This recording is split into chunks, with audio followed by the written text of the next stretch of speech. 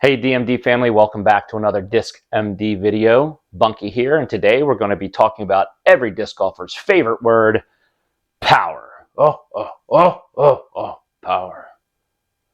But before we do that, I want to introduce you to our newest Angel member. This is patience, because we all need a little patience in disc golf. She is going to go right here. Okay.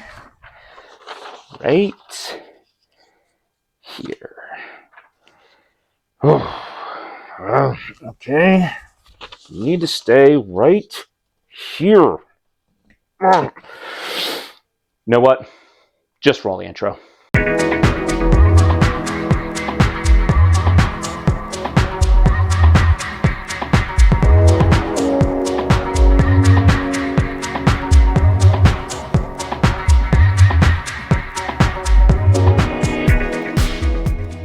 All right, DMD family, welcome back to another iteration of improving my game. Thank you all so much for your support. The subscriptions are way up. It's just humbling and mind-blowing. If you're not subscribed, go ahead and hit the subscribe below, hit the notification, hit the like. Comment below on anything that you find interesting or want to know more about in the video. I want to have a conversation with you. So let's keep this train going. Thank you so much. Two quick shout outs. One to Power Disc Golf Academy. Dave Bibiano, Paul Uliberry, and the crew over there are doing fantastic work with the instructional videos and with building a community that is world class. So shout out to them. Has helped me a lot in my game. The second shout out is to the spin doctor, the DG spin doctor.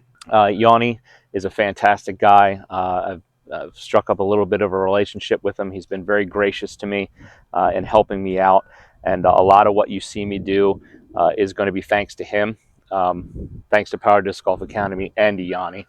But thank you, Yanni, for all your support and your continued support. And I look forward to the relationship that we're building. And I will link his information down below. I'm sure most of the people watching me have already subscribed to him. But if by chance there is somebody watching me that hasn't subscribed to the DG Spin Doctor, I'll put the link to his channel down below. Please go over and subscribe to him. With that out of the way, let's get on to what we're here for. Really, the point of this, I'm an MA3 player right now, and my hope is in 5 years to be able to play MP50 and to get the Worlds. So that's really the intent of what I'm doing here, and I'm just hoping that you'll ride along with me on this journey. All right, so the last two videos that I've done have focused on me training my body to get my arm through the arm path. And while I think it was good for me to do, and I think it's good for anybody to do, to get the repetition so that you don't have to think about it anymore, I think I need to move on from that because the arm path really isn't the most important part of my throw. Right now, I'm focusing on power and distance, and I get it. Power probably isn't the most important thing. But I mean, if I want to be competitive at a high level in this sport, it is pretty important. And more importantly than that, it's just a lot of fun.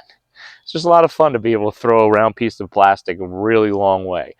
So I want to do it. So what I'm going to focus on in the next iterations of my improving my game is my backhand form and analyzing it to see how I can get more power out of it. Now you may be thinking to yourself, yeah, Bunky, but what about accuracy? And that's a fair question. That's a good question. But what I have found is as I learn my backhand and as I start to improve my technique and my form in my backhand, my accuracy is a natural byproduct of that.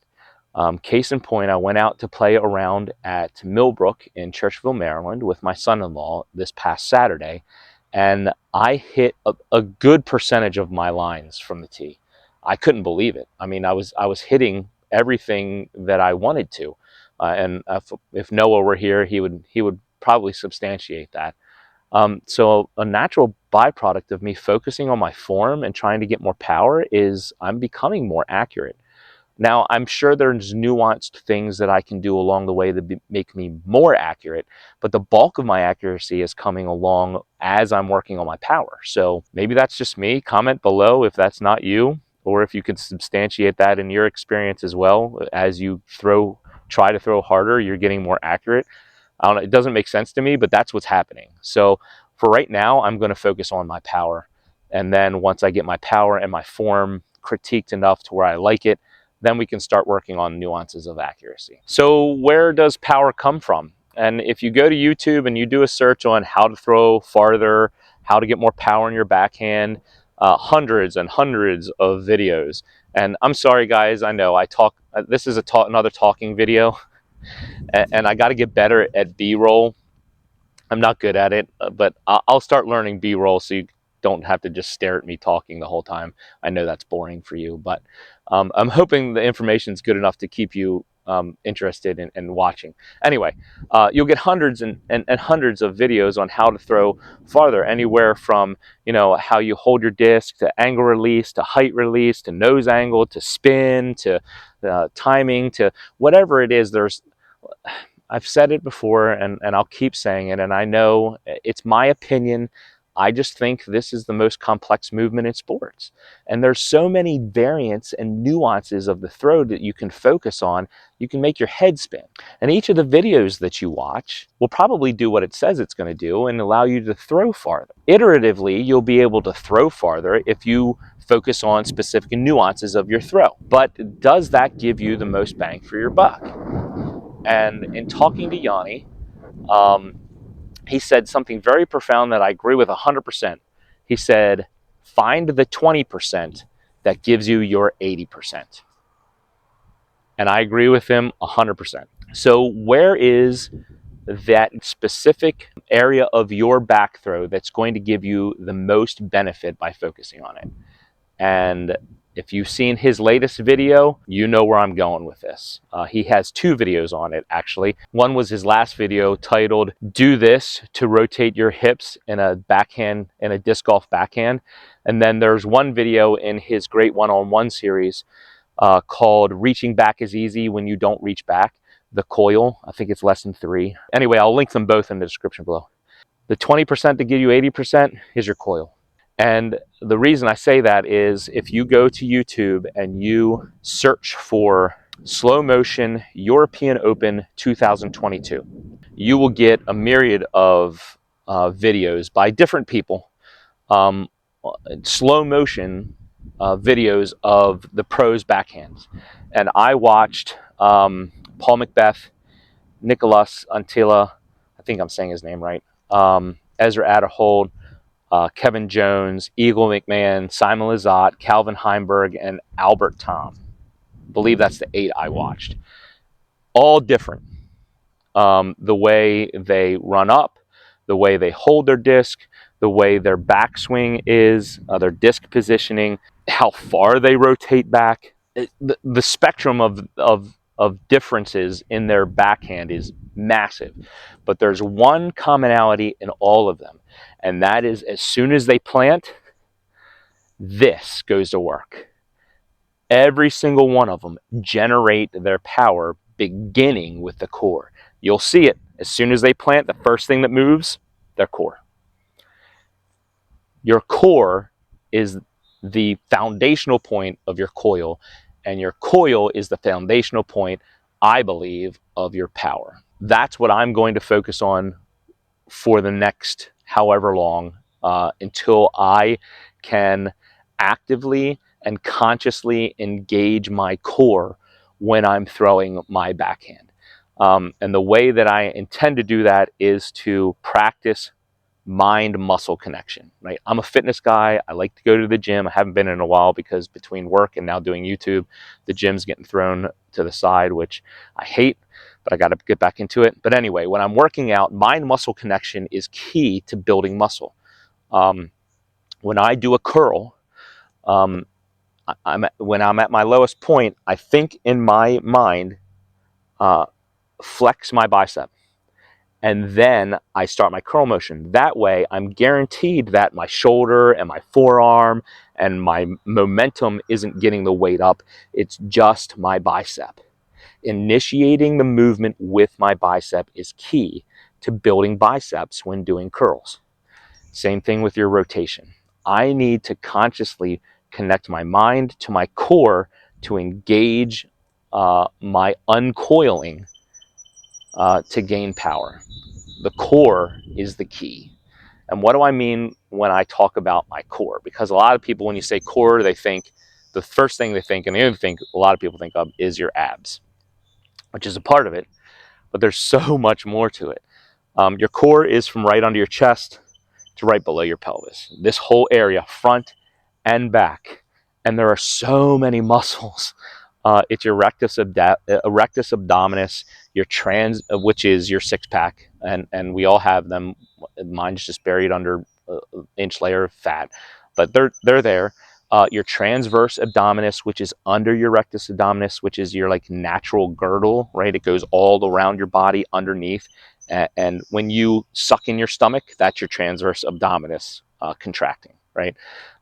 Your obliques, both internal and external, they run down the sides of your midsection. I would include your serratus anterior, which is here and here in your rib cage as a part of that. Your hip flexors, your hip adductors, your hip abductors, your glutes, so gluteus maximus, medius, and minimus. I would include in your back your lats, because your lats come all the way down and attach down here at your lower spine. I would include your quadratus lumborum, which is a muscle deep in your back, right above your backside, in your lower back. I would include your lumbar triangle, which is another deep muscle back here. So all of these, exercising them is vital to your success in gaining power, both through physical fitness and through drills in disc golf. So here is going to be my approach moving forward for this part of my improving my game. I'm going to start a core regiment in fitness, right? And in fitness, working out my core involves two aspects, both flexibility and strength training. A lot of people forget flexibility, and that is to their utter dismay, because first of all, it leads to injury. If you're not flexible and you try to do a lot of athletic stuff, you're going to injure yourself. But secondly, you cannot maximize your strength potential if you are not at your most flexible. The more flexible you are, the stronger you can get.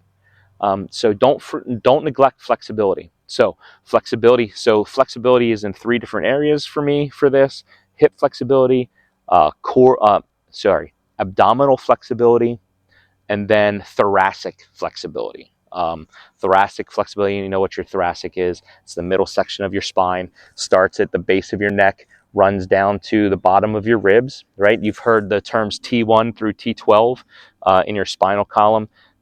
Those are the vertebrae sections that make up the thoracic section of your spine, and it's responsible for your flexibility, rotation, right? Up and down movement. That's your thoracic. So thoracic's flexibility, right? That's the ability for me to rotate without moving my hips, right?